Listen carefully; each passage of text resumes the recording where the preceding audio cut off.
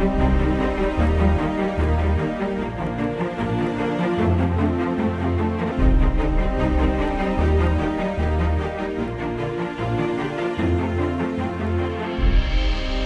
to the Global Mission Sync podcast.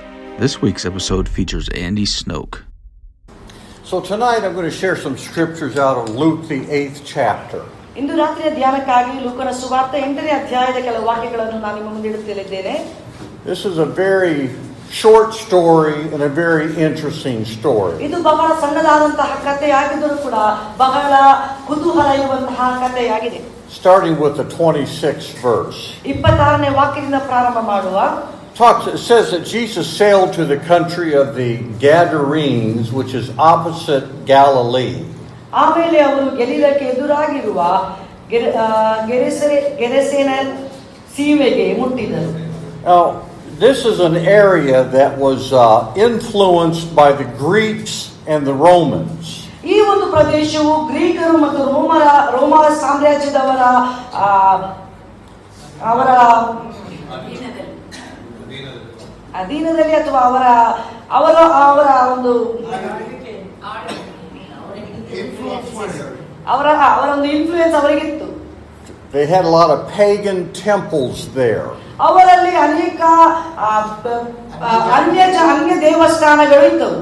Temples of other gods. ಬೇರೆ ದೇವರುಗಳ ದೇವಸ್ಥಾನಗಳು. It was a heavy Gentile population. ಅಲ್ಲಿ ಅನ್ಯರು ತುಂಬಿದಂತಹ ಒಂದು ಸ್ಥಳವಾಗಿತ್ತು. Do you know what Gentiles are? ಅನ್ಯರು ಎಂಬುದಾಗಿ ಹೇಳುವಾಗ ಯಾರು ಗೊತ್ತುಂಟಾ ನಿಮಗೆ? When God looked at the world, ದೇವರು ಈ ಲೋಕವನ್ನು ನೋಡಿದಾಗ He saw Jews, ಆತನು ಯಹೂದ್ಯರನ್ನು ಕಂಡನು, and everybody else was a Gentile. ಯಹೂದ್ಯರು ಅಲ್ಲದೆ ಇರುವವರೆಲ್ಲರೂ ಅನ್ಯರಾಗಿದ್ದರು. You and I are Gentiles. ನೀವು ಮತ್ತು ನಾವು ಅನ್ಯರಾಗಿದ್ದೆವು. So this is an area of people that are not Jewish people. ಈ ಒಂದು ಪ್ರದೇಶದಲ್ಲಿ ಯಹೂದ್ಯರು ಇಲ್ಲದಂತಹ ಒಂದು ಪ್ರದೇಶವಾಗಿತ್ತು. It's full of pagan idol worshippers. ಅಲ್ಲಿ ನಾವು ನೋಡುತ್ತೇವೆ, ಅಲ್ಲಿ ಅನ್ಯ ವಿಗ್ರಹಗಳಿಂದ ಕೂಡಲ್ಪಟ್ಟಂತಹ ಒಂದು ಸ್ಥಳವಾಗಿತ್ತು.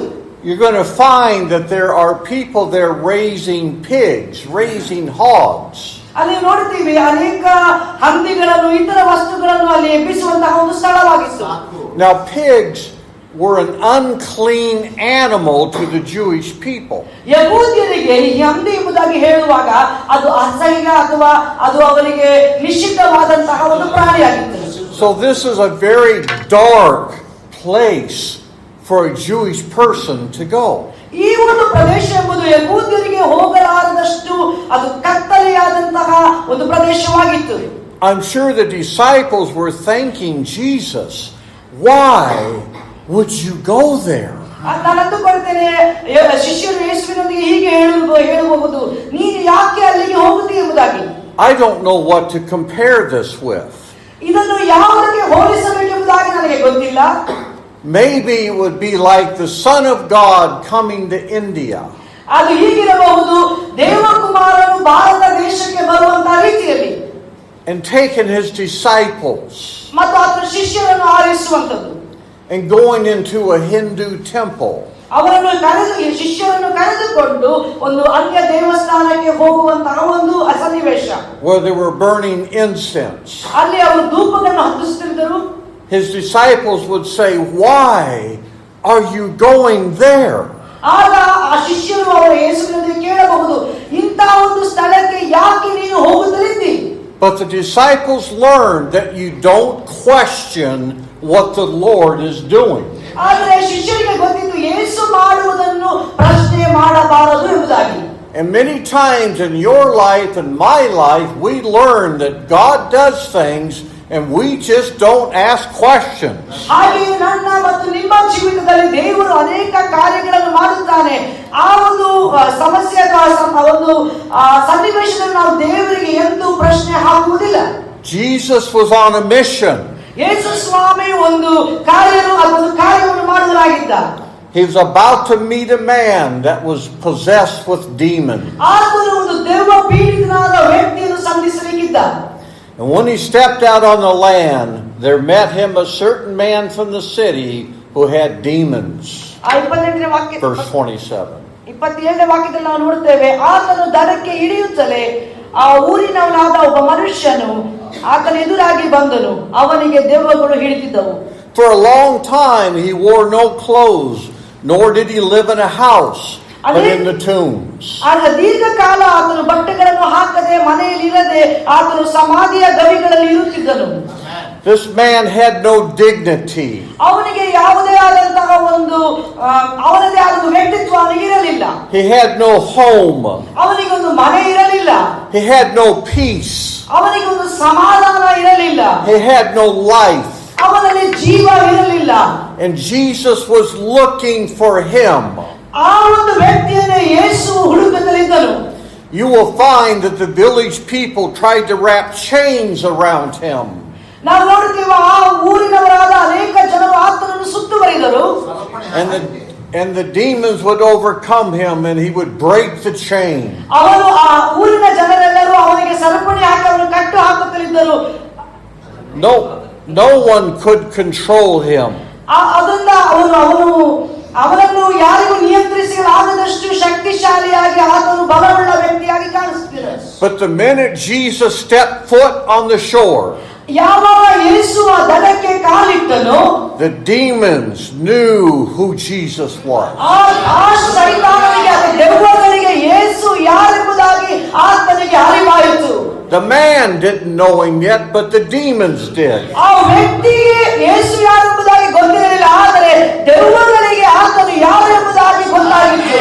And the man ran to Jesus. ಆ ವ್ಯಕ್ತಿಯು ಯೇಸುವಿನ ಬಳಿಗೆ ಓಡಿ ಹೋದನು. And he cried out and he fell before him.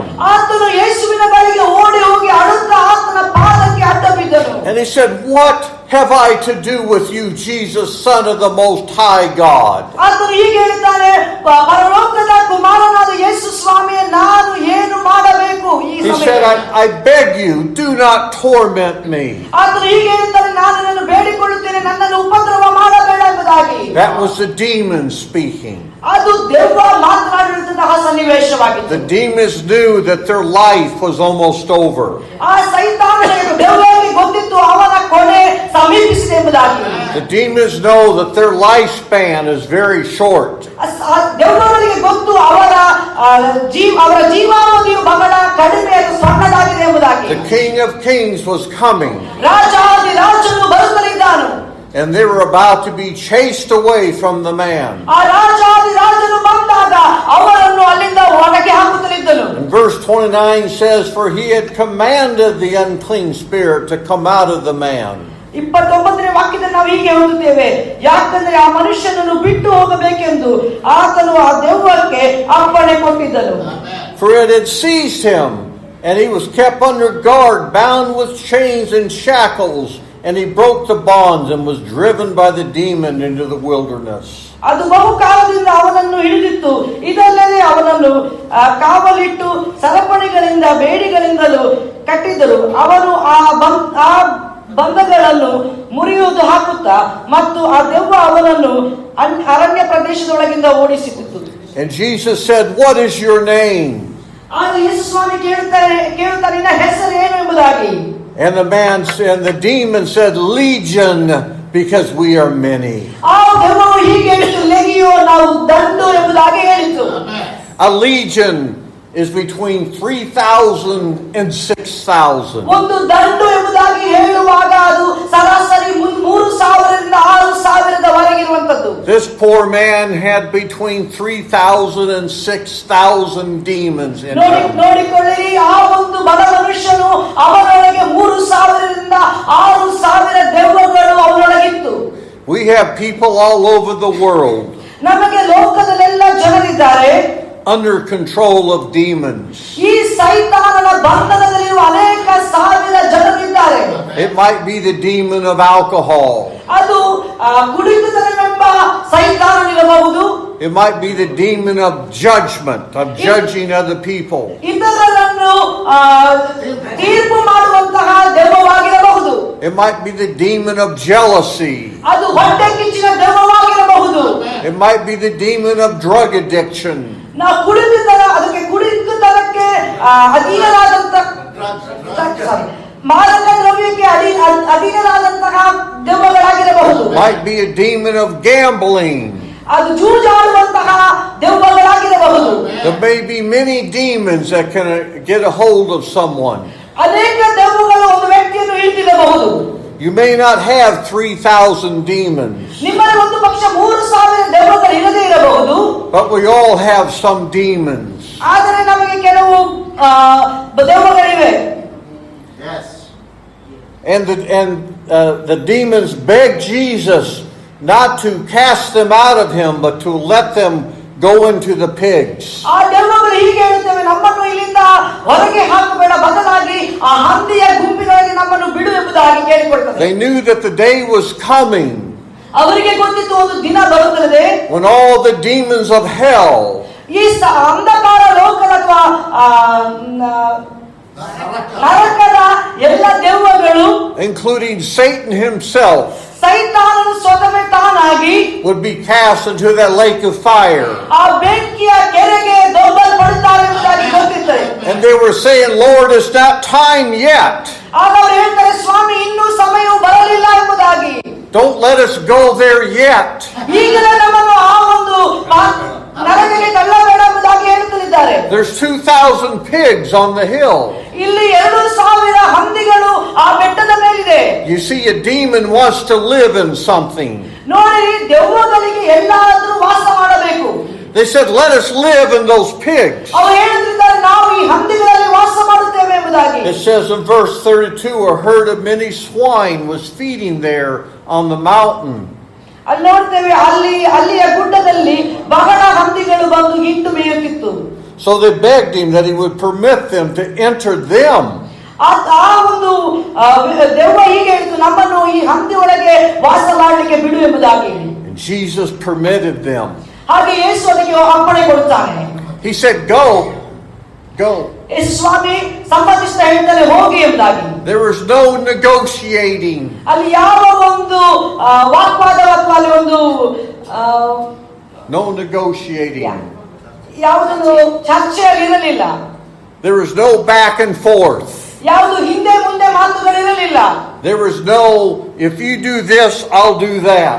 ಅಲ್ಲಿ ಯಾವ ಮಾತು, ನೀನು ಹೀಗೆ ಮಾಡಿದ್ರೆ ನಾವು ಹಾಗೆ ಮಾಡ್ತೇವೆ ಎಂಬ ಯಾವ ಮಾತು ಇರಲಿಲ್ಲ. Just go.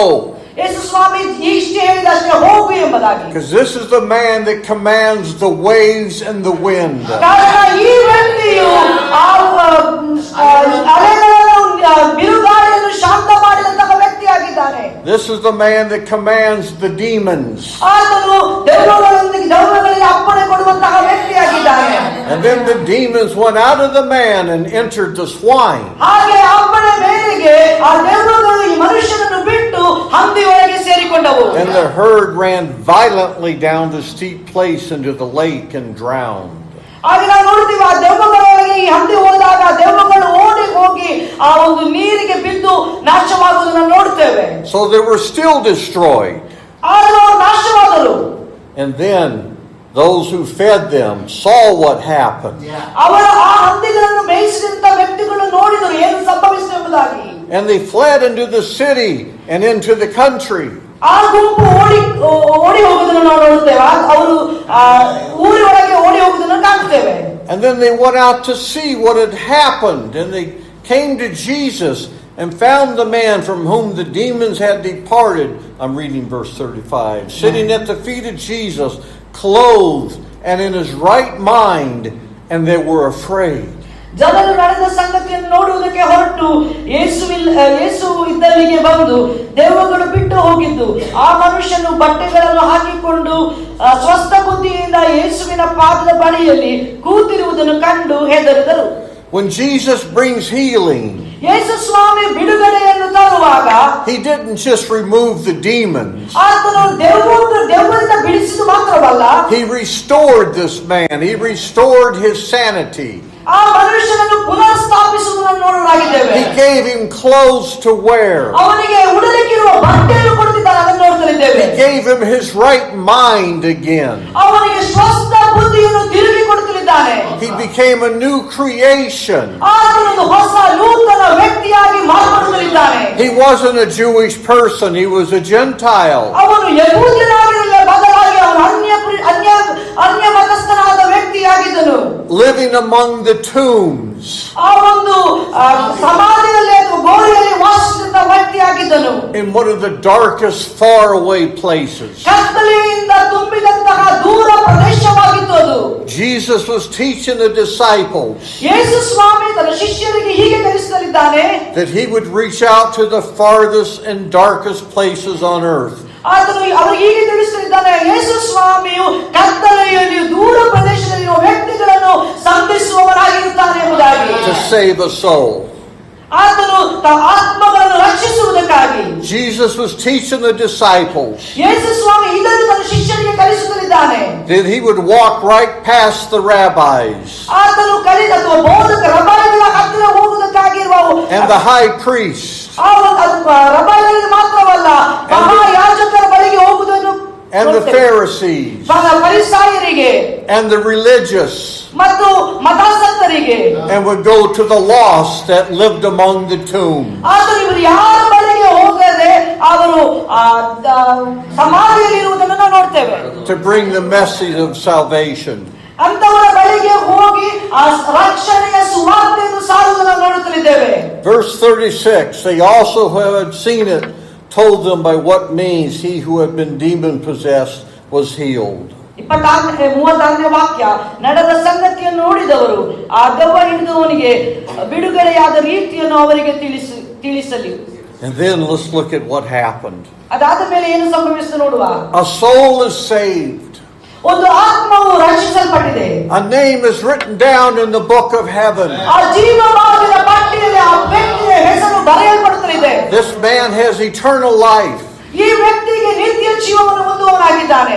Salvation has come to the Gentiles in this dark part of the world. ಈ ಭೂಮಿಯ ಕತ್ತಲೆಯ ಅಧೋಭಾಗದಲ್ಲಿ ಯೇಸುವಿನ ರಕ್ಷಣೆ ಬಂದಿದೆ. The gospel is first preached to the Gentiles by a demon-possessed man. ಈ ಭೂಮಿಗೆ ಸುವಾರ್ತೆಯ ಸತ್ವರ್ತಮಾನವು ಮೊಟ್ಟ ಮೊದಲಿಗೆ ಒಂದು ದೆವ್ವ ಪೀಡಿತನಾದ ವ್ಯಕ್ತಿಯಿಂದ ಸಾರಲ್ಪಟ್ಟಿದೆ. A formerly demon-possessed man. ಆತನು ದೆವ್ವ ಪೀಡಿತನಾದ ವ್ಯಕ್ತಿಯಾಗಿದ್ದನು. But what happens? ಆದರೆ ಏನು ಸಂಭವಿಸುತ್ತದೆ? The whole multitude of the surrounding region of Gadarenes asked him to depart from them, for they were seized with great fear. And he got into the boat and returned. Yes. ನಾವು ಅದನ್ನು 37ನೇ ವಾಕ್ಯದಲ್ಲಿ ನೋಡುತ್ತೇವೆ. ಅಲ್ಲಿ ಸುತ್ತಲ ಸೀಮೆಗಳಲ್ಲಿರುವ ಮಹಾ ಭಯ ಹಿಡಿದುದರಿಂದ ಅವರು ಯೇಸುವನ್ನು ನೀನು ನಮ್ಮನ್ನು ಬಿಟ್ಟು ಹೋಗಬೇಕೆಂದು ಬೇಡಿಕೊಂಡರು. They looked at the financial loss of 2,000 pigs that fell off the cliff into the water. ಅವರು ಅಲ್ಲಿ ನೋಡುತ್ತಿರುವುದೇನೆಂದರೆ ನಷ್ಟವಾದಂತಹ, ಅವರಿಗೆ ಹಣಕಾಸಿನ ನಷ್ಟವಾದಂತಹ ಈ ಹಂದಿಗಳ ನಾಶನದ ನಿಮಿತ್ತವಾದಂತಹ ಹಣಕಾಸಿನ ನಷ್ಟವನ್ನು ನೋಡುತ್ತಿದ್ದಾರೆ. They didn't look at the eternal riches that they gained. They looked at the money that they lost. ಅವರು ನಷ್ಟಪಡಿಸಿಕೊಂಡಂತಹ ನಿತ್ಯ ಜೀವವನ್ನು ನೋಡ್ತಿರೋದು, ಅವರು ನೋಡುತ್ತಿರುವುದು ಹಣಕಾಸಿನ ಒಂದು ನಷ್ಟವನ್ನು ನೋಡುತ್ತಿದ್ದಾರೆ. Instead of looking at heaven, they were looking at the earth. ಪರಲೋಕವನ್ನು ನೋಡುವುದು ಬದಲಾಗಿ ಅವರು ಭೂಮಿಯನ್ನು ನೋಡುತ್ತಿದ್ದಾರೆ. And they asked the Son of God and the King of Kings to depart from their land. ಆ ಒಂದು ಅರಿವಿಲ್ಲದ ಜನರು ರಾಜಾದಿರಾಜನು ಕರ್ತನ ಕುಮಾರನಾದ ದೇವರಿಗೆ ಹೇಳ್ತಾರೆ, ನೀನು ನಮ್ಮನ್ನು ಬಿಟ್ಟು ಹೋಗು ಎಂಬುದಾಗಿ ಹೇಳ್ತಿದ್ದಾರೆ. And one of the saddest verses in the Bible. ಇದು ಸತ್ಯವೇದ ಪುಸ್ತಕದಲ್ಲಿ ಇರುವಂತಹ ಅತಿ ದುಃಖಕರವಾದ ಸಂದೇಶವಾಗಿದೆ. He got into the boat and he left. ಆತನು ದೋಣಿಯನ್ನು ಏರಿ ಆ ಊರನ್ನು ಬಿಟ್ಟನು. And there's no record that he ever came back. ನಾವು ನೋಡುತ್ತಿದ್ದೇವೆ ಸತ್ಯವೇದ ಪುಸ್ತಕದಲ್ಲಿ ಎಂದು ಯೇಸು ಸ್ವಾಮಿ ತಿರುಗಿ ಆ ಊರಿಗೆ ಬಂದಂತಹ ಯಾವುದೇ ಒಂದು ಲೇಖನಗಳಾಗಲಿ ಅದಕ್ಕೆ ಒಂದು ಪುರಾವೆಗಳಾಗಲಿ ಇಲ್ಲ. If any man come after me, ಯಾರಾದರೂ ನನ್ನ ಹಿಂಬಾಲಿಸುವುದಾದರೆ let him deny himself, ತನ್ನನ್ನು ತಾನೇ ನಿರಾಕರಿಸಿ pick up his cross, ಅವರ ಕ್ರೂಜನ್ನು ಹೊತ್ತುಕೊಂಡು and follow me. ನನ್ನ ಹಿಂದೆ ಬರಲಿ. These people couldn't give up anything. ಈ ಜನರು ಅವರಲ್ಲಿರುವುದನ್ನು ಬಿಟ್ಟುಕೊಡಲಿಕ್ಕೆ ಅವರು ಮನಸ್ಸು ಮಾಡಲಿಲ್ಲ. They didn't realize the King of Kings was standing in front of them. ಅವರ ಎದುರಿನಲ್ಲಿ ರಾಜಾದಿರಾಜನು ನಿಂತಿದ್ದಾನೆ ಎಂಬುದಾಗಿ ಅವರಿಗೆ ಗೋಚರವಾಗಲಿಲ್ಲ. The message had come to the Gentiles. ಆಗ ಆ ಒಂದು ಸುವಾರ್ತೆ ಸದ್ವರ್ತಮಾನವು ಅನ್ಯರಿಗೆ ಕೊಡಲ್ಪಟ್ಟಿತು. And they asked him to leave. They asked Jesus to leave. ಆಗ ಅವರು ಯೇಸುವಿಗೆ ಬಿಟ್ಟು ಹೋಗುವುದಾಗಿ ಹೇಳಿದರು. If you ask Jesus to come into your heart, ನೀವು ಯಾವಾಗ ಯೇಸುವನ್ನು ನನ್ನ ಹೃದಯದೊಳಗೆ ಬಾ ಎಂಬುದಾಗಿ ಹೇಳುತ್ತೀರೋ, he will come into your heart. ಆತನು ನಿನ್ನೊಳಗೆ ಬರ್ತಾನೆ. If you ask Jesus to leave, ನೀವು ಯೇಸುವನ್ನು ಬಿಟ್ಟು ಹೋಗು ಎಂಬುದಾಗಿ ಹೇಳುವುದಾದ್ರೆ, he will leave. ಆತನು ಬಿಟ್ಟು ಹೋಗುತ್ತಾನೆ. And now the man from whom the demons had departed begged him that he might be with him. ಆದರೆ ದೆವ್ವ ಪೀಡಿತನಾದ ವ್ಯಕ್ತಿಯು ಯೇಸುವನ್ನು ಬೇಡಿಕೊಳ್ಳುತ್ತಿದ್ದಾನೆ, ನಾನು ನಿನ್ನೊಂದಿಗೆ ಇರುತ್ತೇನೆ ಎಂಬುದಾಗಿ. The city asked Jesus to leave. The demon-possessed man asked Jesus to stay. ಇಲ್ಲಿ ನೋಡಿ ಪ್ರಿಯ ದೇವಜನರೇ, ಆ ಒಂದು ಊರು ಯೇಸು ಸ್ವಾಮಿಗೆ ನಮ್ಮನ್ನು ಬಿಟ್ಟು ಹೋಗು ಎಂಬುದಾಗಿ ಹೇಳುವಾಗ ಆ ದೆವ್ವ ಪೀಡಿತನಾದ ವ್ಯಕ್ತಿ ಹೇಳುತ್ತಿದ್ದಾನೆ, ನೀನು ಬಿಟ್ಟು ನನ್ನನ್ನು ಬಿಟ್ಟು ಹೋಗಬೇಡ ಎಂಬುದಾಗಿ. Two questions. ಇಲ್ಲಿ ಎರಡು ಪ್ರಶ್ನೆಗಳು. One said, Jesus, will you leave us? ಅಲ್ಲಿ ಒಂದು ಗುಂಪು ಜನ ಹೇಳ್ತಾರೆ, ಯೇಸು ಸ್ವಾಮಿ ನಮ್ಮನ್ನು ಬಿಟ್ಟು ಹೋಗು ಎಂಬುದಾಗಿ. The other one said, Jesus, will you stay with me? ಆದರೆ ಇನ್ನೊಂದು ವ್ಯಕ್ತಿ ಹೇಳ್ತಾನೆ, ಯೇಸು ಸ್ವಾಮಿ ನೀ ನನ್ನೊಂದಿಗೆ ಇರು ಎಂಬುದಾಗಿ. May I go with you? ನಾನು ನಿನ್ನ ಹಿಂಬಾಲಿಸಲೇ ಎಂಬುದಾಗಿ. May I be a part of you? ನಿನ್ನಲ್ಲಿ ಪಾಲುದಾರನಾಗಲೇ ಎಂಬುದಾಗಿ ಕೇಳುತ್ತಿದ್ದಾನೆ. Jesus said, return to your own house. ಅಲ್ಲಿ ಯೇಸು ಸ್ವಾಮಿ ಹೇಳುತ್ತಿದ್ದಾನೆ, ನೀನು ನಿನ್ನ ಮನೆಗೆ ಹಿಂತಿರುಗಿ ಹೋಗು ಎಂಬುದಾಗಿ. And tell what great things God has done for you. ಮಾತ್ರವಲ್ಲ, ದೇವರು ನಿನ್ನ ಜೀವಿತದಲ್ಲಿ ಎಂತ ದೊಡ್ಡ ಕಾರ್ಯವನ್ನು ಮಾಡಿದ್ದಾನೆ ಎಂಬುದಾಗಿ ಸಾಕ್ಷಿ ಹೇಳುವುದಾಗಿ ಹೇಳುತ್ತಿದ್ದಾನೆ. You see, he says, my brother, ಯೇಸು ಸ್ವಾಮಿ ಹೀಗೆ ಹೇಳ್ತಾರೆ, ನನ್ನ ಸಹೋದರನೇ, you don't have to be an apostle. ನೀನೊಬ್ಬ ಅಪೊಸ್ತಲನಾಗಬೇಕಾಗಿಲ್ಲ. You don't have to travel with me. ನೀನು ನನ್ನೊಂದಿಗೆ ಪ್ರಯಾಣ ಮಾಡಬೇಕಾಗಿಲ್ಲ. Just go home. ಬದಲಾಗಿ ಮನೆಗೆ ಹೋಗು. And tell others what great things God has done for you. ನೀನು ಮನೆಗೆ ಹೋಗಿ ದೇವರು ನಿನ್ನ ಜೀವಿತದಲ್ಲಿ ಎಂತ ಅದ್ಭುತ ಕಾರ್ಯಗಳನ್ನು ಮಾಡಿದ್ದಾನೆ ಎಂಬುದಾಗಿ ಹೇಳು ಎಂಬುದಾಗಿ ಸ್ವಾಮಿ ಹೇಳ್ತಿದ್ದಾನೆ. That's evangelism. ಅದೇ ಆಗಿದೆ ನಮ್ಮ ಸುವಾರ್ತೆ ಸಾರುವಂತದ್ದು. And he went his way and proclaimed throughout the whole city what great things Jesus had done for him. ಆ ವ್ಯಕ್ತಿಯು ತನ್ನ ಜೀವಿತದಲ್ಲಿ ಯೇಸು ಮಾಡಿದಂತಹ ಅದ್ಭುತ ಕಾರ್ಯವನ್ನು ಅನೇಕರಿಗೆ ಸಾಕ್ಷಿ ಹೇಳುತ್ತಾ ಸುವಾರ್ತೆಯನ್ನು ಸಾರುತ್ತಾ ನಡೆದನು. He became his own evangelist. ಅವನೇ ಸೌವಾರ್ತಿಕನಾಗಿ ಮಾರ್ಪಟ್ಟನು. And told others about what Jesus has done for him. ಅದು ಮಾತ್ರವಲ್ಲ, ತನ್ನ ಜೀವಿತದಲ್ಲಿ ಯೇಸು ಸ್ವಾಮಿ ಏನು ಮಾಡಿದನೋ ಅದನ್ನು ಇತರರಿಗೆ ಆತನು ತಿಳಿಸಿದನು. It is so easy to become a Christian. ಒಬ್ಬ ಕ್ರೈಸ್ತನಾಗುವುದು ಬಹಳ ಸುಲಭ. Tell your neighbors about Jesus. ನಿಮ್ಮ ನೆರೆಹೊರೆಯವರಿಗೆ ಯೇಸು ಕ್ರಿಸ್ತನ ಕುರಿತಾಗಿ ಹೇಳಿರಿ. You just accept Jesus.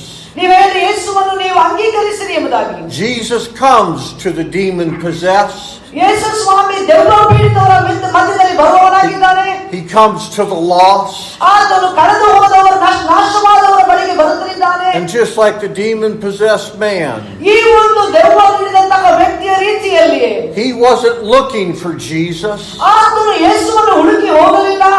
Jesus was looking for him. ಬದಲಾಗಿ ಯೇಸು ಸ್ವಾಮಿ ಅವರನ್ನು ಹುಡುಕುತ್ತಿದ್ದನು. But he still had to say, yes, Jesus. ಆದರೆ ಆ ವ್ಯಕ್ತಿ ಹೌದು ಸ್ವಾಮಿ ಎಂಬುದಾಗಿ ಆತನು ಒಪ್ಪಿಕೊಳ್ಳಬೇಕಾಗಿತ್ತು. The rest of the city said no. ಆ ಊರೆಲ್ಲ ಯೇಸು ಸ್ವಾಮಿಗೆ ಬೇಡ ಎಂಬುದಾಗಿ ಹೇಳಿದಾಗ, One last thing. ಒಂದು ಕಡೆಯ ವಿಷಯ, 2 criminals hung beside Jesus on crosses.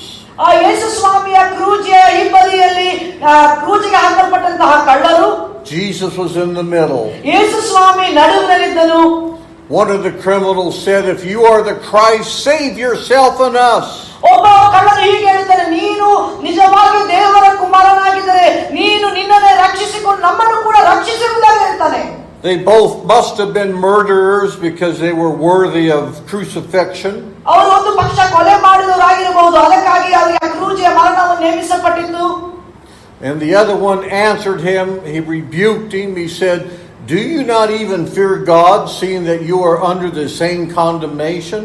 ಆ ಒಂದು ಇನ್ನೊಬ್ಬ ಕಳ್ಳನು ಹೀಗೆ ಹೇಳಿರಬಹುದು, ನೀನು ದೇವರನ್ನು ಭಯಪಡುವುದಲ್ವೋ, ಈಗಾಗಲೇ ನೀನು ನಿನಗೆ ಶಿಕ್ಷೆಯು ನೇಮಕವಾದರೂ ಕೂಡ ನೀನು ಯಾಕೆ ಒಪ್ಪಿಕೊಳ್ಳುತ್ತಿಲ್ಲ, ತಿಳಿದುಕೊಳ್ಳುತ್ತಿಲ್ಲ ಎಂಬುದಾಗಿ.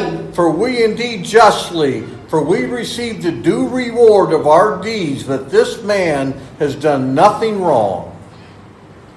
41 there. 41ನೇ ವಾಕ್ಯವನ್ನು ನಾವು ಓದಿಕೊಳ್ಳುವ. It's Luke 23:41. ಓಕೆ, ಲೂಕನ ಸುವಾರ್ತೆ 23ನೇ ಅಧ್ಯಾಯದ 41ನೇ ವಾಕ್ಯ. ಲೂಕನ ಸುವಾರ್ತೆ 23ನೇ ಅಧ್ಯಾಯದ 41ನೇ ವಾಕ್ಯ. Luke 23:41.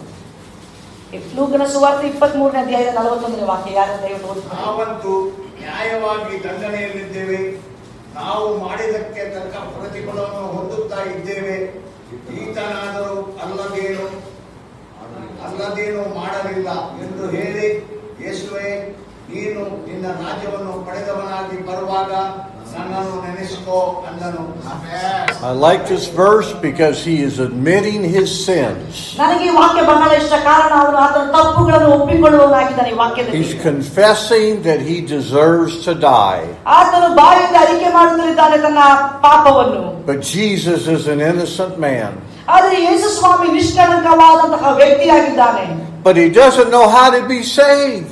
ಆದರೆ ಈ ವ್ಯಕ್ತಿಗೆ ಹೇಗೆ ರಕ್ಷಣೆ ಹೊಂದಬೇಕೆಂಬುದಾಗಿ ಗೊತ್ತಿಲ್ಲ. Just like the demon-possessed man. ಆ ದೆವ್ವ ಪೀಡಿತ ವ್ಯಕ್ತಿಯ ಹಾಗೆ ಹೇಗೆ ರಕ್ಷಣೆ ಹೊಂದಬೇಕೆಂಬುದಾಗಿ ಈ ವ್ಯಕ್ತಿಗೆ ಗೊತ್ತಿಲ್ಲ. He doesn't know how to pray. ಅವನಿಗೆ ಗೊತ್ತಿಲ್ಲ ಹೇಗೆ ಪ್ರಾರ್ಥನೆ ಮಾಡಬೇಕೆಂಬುದಾಗಿ. He doesn't have time to be baptized in water. ಅವನಿಗೆ ಹೇಗೆ ಪ್ರಾರ್ಥನೆ ಮಾಡಬೇಕೆಂಬುದಾಗಿ ಗೊತ್ತಿಲ್ಲ, ಹೇಗೆ ದೀಕ್ಷಾ ಸ್ನಾನ ಮಾಡಿಸಿಕೊಳ್ಳಬೇಕೆಂಬುದಾಗಿ ಆ ವ್ಯಕ್ತಿಗೆ ಗೊತ್ತಿಲ್ಲ. He doesn't have time to go to church. ಅವನಿಗೆ ಸಭೆಗೆ ದೇವಾಲಯಕ್ಕೆ ಹೋಗಲಿಕ್ಕೆ ಸಮಯವಿಲ್ಲ. He doesn't have time to say the sinner's prayer. ಆ ಪಾಪಿಗಳ ಪ್ರಾರ್ಥನೆಯನ್ನು ಹೇಳಲಿಕ್ಕೆ ಅವನಿಗೆ ಸಮಯವಿಲ್ಲ. So he says the only thing that he can think of. ಆದರೆ ಅವನಿಗೆ ಆಲೋಚಿಸಬಹುದಾದ ಒಂದು ವಿಷಯದ ಕುರಿತಾಗಿ ಹೇಳ್ತಿದ್ದಾನೆ. He says, Lord, remember me when you come into your kingdom. ಆತನಿಗೆ ಏನು ಮಾಡಲಿಕ್ಕೆ ಸಮಯವಿಲ್ಲದೆ ಇರುವಾಗ ಅವನು ಈ ಒಂದು ಮಾತ್ರ ಹೇಳ್ತಿದ್ದಾನೆ, ಯೇಸುವೆ, ನೀನು ನಿನ್ನ ರಾಜ್ಯವನ್ನು ಪಡೆದವನಾಗಿ ಬರುವಾಗ ನನ್ನನ್ನು ನೆನೆಸಿಕೋ ಅಂದನು. That's all he can think of to say. ಅದನ್ನು ಮಾತ್ರ ಅವನಿಗೆ ಮಾಡಲಿಕ್ಕಿರುವ ಸಮಯವಿದ್ದದ್ದು. He doesn't know what words to use. ಅವನಿಗೆ ಗೊತ್ತಿಲ್ಲ ಯಾವ ವಾಕ್ಯಗಳನ್ನು ಉಪಯೋಗಿಸಬೇಕೆಂಬುದಾಗಿ. But in the sincerity of his heart, he says, please just remember me when you come into your kingdom. ಅವನ ಯಥಾರ್ಥವಾದ ಹೃದಯದಿಂದ ಅವನು ಯೇಸುವಿಗೆ ಇಷ್ಟು ಮಾತ್ರ ಹೇಳುತ್ತಿದ್ದಾನೆ, ಯೇಸುವೆ, ನೀನು ನಿನ್ನ ರಾಜ್ಯವನ್ನು ಪಡೆದವನಾಗಿ ಬರುವಾಗ ನನ್ನನ್ನು ನೆನೆಸಿಕೋ ಎಂಬುದಾಗಿ. He's lived a life of sin. ಅವನು ಪಾಪಿಯ ಜೀವಿತವನ್ನು ಮಾಡಿದವನಾಗಿದ್ದಾನೆ. He's a criminal. ಆತನು ಕಳ್ಳನಾಗಿದ್ದಾನೆ. He doesn't know if this is enough to save him. ಅವನಿಗೆ ಅವನನ್ನು ರಕ್ಷಿಸಿಕೊಂಡು ಹೇಗೆ ಎಂಬುದಾಗಿ ಗೊತ್ತಿಲ್ಲ. He's hanging on a cross. ಅವನು ಕ್ರೂಚಿಯಲ್ಲಿ ನೇತ್ರಾಡುತ್ತಿದ್ದಾನೆ. He just says, Lord, just remember me when you come into your kingdom. ಆದರೂ ಕೂಡ ಅವನು ಹೇಳುತ್ತಿದ್ದಾನೆ, ಯೇಸುವೆ, ನೀನು ರಾಜ್ಯವನ್ನು ಪಡೆದವನಾಗಿ ಹಿಂತಿರುಗಿ ಬರುವಾಗ ನನ್ನನ್ನು ನೆನೆಸಿಕೋ ಎಂದು. And Jesus says, surely I say to you, today you will be with me in paradise. ಅದಕ್ಕೆ ಯೇಸು, ಈ ಹೊತ್ತೇ ನನ್ನ ಸಂಗಡ ಪರದೇಶದಲ್ಲಿರುವೆ ಎಂದು ನಿನಗೆ ಸತ್ಯವಾಗಿ ಹೇಳುತ್ತೇನೆ ಎಂದನು. I just love that verse. ಆ ವಾಕ್ಯ ನನಗೆ ಬಹಳ ಇಷ್ಟ.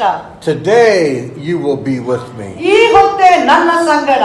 It's so easy to become a Christian. ಒಂದು ಕ್ರೈಸ್ತನಾಗುವುದು ಬಹಳ ಸುಲಭ. Sometimes Jesus comes to you. ಕೆಲವೊಮ್ಮೆ ಯೇಸು ಸ್ವಾಮಿ ನಿಮ್ಮ ಬಳಿಗೆ ಬರುತ್ತಾನೆ. And sometimes you come to Jesus. ಕೆಲವೊಮ್ಮೆ ನೀವು ಯೇಸುವಿನ ಬಳಿಗೆ ಹೋಗ್ತೀರಾ. But the answer is we always have to say yes. ಆದರೆ ಅದಕ್ಕೆ ಉತ್ತರ ಒಂದೇ ಆಗಿದೆ, ನಾವು ಯಾವಾಗಲೂ ಹೌದು ಸ್ವಾಮಿ ಅಥವಾ ಇಗೋ ಸ್ವಾಮಿ ಎಂಬುದಾಗಿ ಹೇಳಬೇಕು. I like this short story. ನನಗೆ ಒಂದು ಸಣ್ಣ ಕಥೆ ಬಹಳ ಇಷ್ಟ. Because at 9 in the morning, 9 ಗಂಟೆ ಹೊತ್ತಿನಲ್ಲಿ ಮುಂಜಾನೆ, this thief was taken to the cross. ಈ ಕಳ್ಳನು ಕ್ರೂಜೆಗೆ ಹಾಕಲ್ಪಟ್ಟನು. Expecting to die that day. ಆ ದಿನವೇ ತಾನು ಸಾಯುವುದಕ್ಕಾಗಿ ನೇಮಿಸಲ್ಪಟ್ಟಿದ್ದನು. At 9 a.m. in the morning, he was taken out and nailed to a cross. ಆ 9 ಗಂಟೆ ಮುಂಚಾನೆಯಲ್ಲಿ ಆ ಕ್ರೂಜಿಗೆ ಹಾಕುವುದಕ್ಕಾಗಿ ಅಥವಾ ಆಣೆಗಳಿಂದ ಜಡಿಯಲ್ಪಡುವುದಕ್ಕಾಗಿ ಆತನು ಒಪ್ಪಿಸಲ್ಪಟ್ಟಿದ್ದನು. At 9 a.m. in the morning, he didn't know who Jesus was. ಆ 9 ಗಂಟೆ ಸಮಯದಲ್ಲಿ ಆ ಕಳ್ಳನಿಗೆ ಯೇಸು ಸ್ವಾಮಿ ಯಾರು ಎಂಬುದಾಗಿ ಗೊತ್ತಿರಲಿಲ್ಲ. By about 6 p.m. in the evening, ಆದರೆ ಸಂಜೆ 6 ಗಂಟೆ ಅಷ್ಟರಲ್ಲಿ he was in heaven. ಆತನು ಪರದೇಶದಲ್ಲಿದ್ದನು. Hallelujah. Hallelujah. Just like the demon-possessed man, he lived among the tombs, and now he lives in heaven. ನೋಡಿರಿ, ಆ ದೆವ್ವ ಪೀಡಿತನ ವ್ಯಕ್ತಿ ಹಾಗೆ ಆತನು ಗೋರಿಗಳ ಸಮಾಧಿಗಳಲ್ಲಿ ವಾಸಿಸ್ತಾ ಇರುವಾಗ ಈಗ ಆತನು ಅಲ್ಲಿಂದ ಪರದೇಶಕ್ಕೆ ಇರುವಂತಹ ಒಂದು ಸ್ಥಳಾಂತರ. I'm telling you, folks, we are the richest people on the face of the ನಾನು earth. ಪ್ರಿಯ ಸ್ನೇಹಿತರೆ, ನಾನು ನಿಮಗೆ ಹೇಳುತ್ತಿದ್ದೇನೆ, ನಾವು ಬಹಳ ಶ್ರೀಮಂತರಾದ ದೈವ ಮಕ್ಕಳಾಗಿದ್ದೇವೆ. We can go from living among the tombs to having eternal riches in the heavens. ನಾವು ಈ ಒಂದು ಗೋರಿಯಲ್ಲಿರುವಂತ ಅವಸ್ಥೆಯಲ್ಲಿ ಇದ್ದರೂ ಕೂಡ ದೇವರು ನಮಗೆ ಆ ಪರದೇಶದ ಪರಲೋಕದ ಸಕಲ ಐಶ್ವರ್ಯಗಳಿಂದ ಅಲ್ಲಿಗೆ ನಮ್ಮನ್ನು ಸೇರಿಸುವವರಾಗಿದ್ದಾನೆ. And we give thanks to God for what Jesus did on the cross. ದೇವರು ತಾನೇ ಯೇಸು ಸ್ವಾಮಿ ತಾನೇ ಕ್ರೂಜೆಯಲ್ಲಿ ಮಾಡಿದಕ್ಕಾಗಿ ನಾವು ಕೃತಜ್ಞತೆಯನ್ನು ಹೇಳುವ ಪ್ರಿಯ ದೇವಜನರೇ. Every Sunday morning we take communion. ಎಲ್ಲಾ ಭಾನುವಾರದಲ್ಲಿ ನಾವು ಕರ್ತನ ಮೇಜಿನಲ್ಲಿ ಪಾಲುದಾರರಾಗುತ್ತೇವೆ. And it's a time to remember the price that Jesus paid on the cross. ಆ ಒಂದು ಸಮಯದಲ್ಲಿ ಯೇಸು ಸ್ವಾಮಿ ನಮಗಾಗಿ ತಾನು ಕೊಟ್ಟಂತಹ ಬೆಲೆಯನ್ನು ನೆನಪು ಮಾಡಿಕೊಳ್ಳುವಂತಹ ಸಮಯವಾಗಿದೆ. He paid a price on the cross for that man that lived among the tombs. ಆತನು ಆ ಕ್ರೂಜೆ ಮೇಲೆ ಒಂದು ಬೆಲೆಯನ್ನು ಕೊಟ್ಟವನಾಗಿದ್ದಾನೆ. ಆ ಒಂದು ಕಾರಣ ಆ ಒಂದು ಸಮಾಧಿಯಲ್ಲಿದ್ದಂತಹ ವ್ಯಕ್ತಿಯ ಹಾಗೆ He paid the price for the criminal that was beside him when he was crucified. ಹೇಗೆ ಆ ಒಂದು ದೆವ್ವ ಪೀಡಿತನಾದ ವ್ಯಕ್ತಿಗಾಗಿ ಆತನು ಬೆಲೆಯನ್ನು ಕೊಟ್ಟನು, ಹಾಗೆ ಆ ಕ್ರೂಜೆಯಲ್ಲಿ ತೂಗುತ್ತಿದ್ದ ಕಳ್ಳನಿಗೂ ಕೂಡ ಆತನು ರಕ್ಷಣೆಯನ್ನು ಕೊಡುವುದು ನೋಡ್ತಾ ಇದ್ದೇವೆ. And he died on the cross for you and I. ಆತನು ಕ್ರೂಜೆಯ ಮೇಲೆ ನನಗಾಗಿಯೂ ನಿಮಗಾಗಿಯೂ ಆತನು ಸತ್ತನು. And every time we hold that bread and drink from that cup, ನಾವು ಯಾವಾಗೆಲ್ಲ ಆ ಒಂದು ಕರ್ತನ ಮೇಜಿನಲ್ಲಿ ರೊಟ್ಟಿಯಲ್ಲಿ ರಕ್ತದಲ್ಲಿಯೂ ಪಾಲುಗಾರರಾಗುತ್ತೀವೋ, the Bible says to take a moment and remember the price that Jesus paid. ಸತ್ಯ ವೇಳೆ ನಮಗೆ ಎಚ್ಚರಿಸುವುದೇನೆಂದರೆ ನಾವು ಯಾವಾಗೆಲ್ಲ ಪಾಲುಗಾರರಾಗುತ್ತೇವೋ ಆಗ ಎಲ್ಲ ಯೇಸು ಸ್ವಾಮಿ ನಮಗಾಗಿ ಮಾಡಿದಂತಹ ತ್ಯಾಗವನ್ನು, ನಮಗಾಗಿ ಕೊಟ್ಟಂತಹ ಬೆಲೆಯನ್ನು ನಾವು ನೆನಪು ಮಾಡಿಕೊಳ್ಳಬೇಕು. And we'll do that tomorrow. ನಾವು ನಮ್ಮ ನಾಳೆ ಮಾಡುವವರಾಗಿದ್ದೇವೆ. God bless you. ದೇವರು ನಿಮ್ಮನ್ನು ಆಶೀರ್ವದಿಸಲಿ. Thank you for listening to the Global Missions Inc. podcast. For more information, please visit our website at www.globalmissionsinc.org.